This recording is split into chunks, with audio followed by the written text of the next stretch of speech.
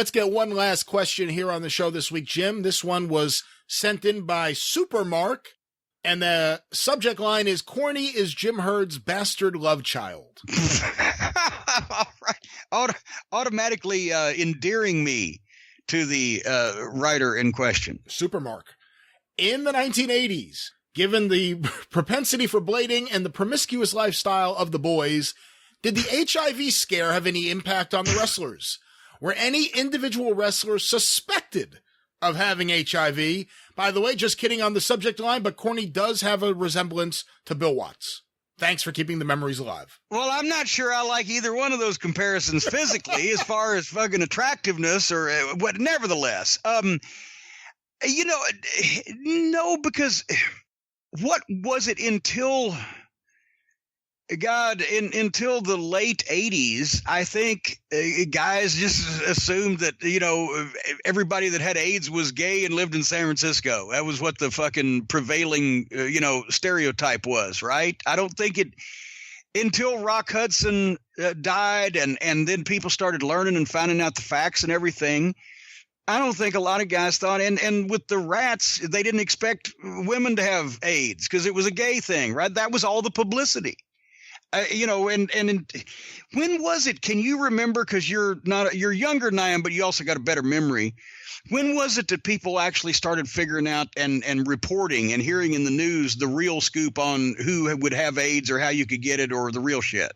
Was it the late 80s or after? Well, I mean, again, I think Rock Hudson was really the big turning point in terms of national publicity, and that was what was that, late 85? Was that 86? Somewhere in there. And then, of course, I came out on the Shivani, crack Shivani. That was Shivani's favorite line. When I started the promo with, hey, Shivani, phone call for you. It's Rock Hudson. When that week he was on the cover of People, I have AIDS. And fucking Shivani almost spit in my fucking face.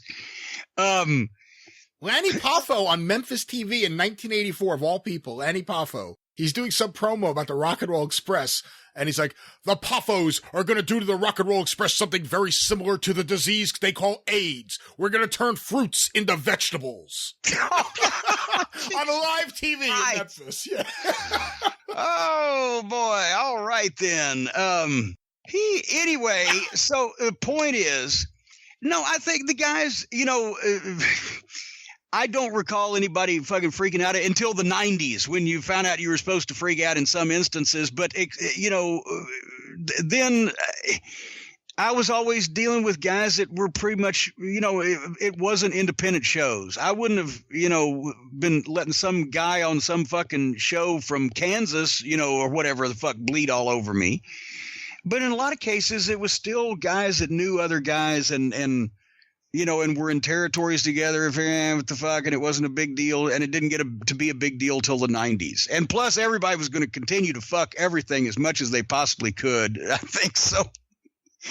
Probably, what the fucking chances? What's the worst that can happen? They were more concerned about paternity suits than they were catching anything, probably. Well, to the second part of this question, were there any individual wrestlers you guys ever suspected of having HIV? Did anyone ever just get to the point where they said, like, I won't blade anymore? How did this really affect anything, if at all?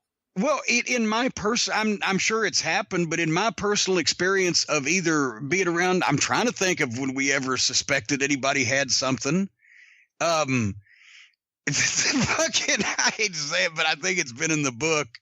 But the one time Brian Pillman was having a fight with his wife on the plane phone or whatever, and Brian did have a descriptive vocabulary, and he called her an AIDS-infested cunt.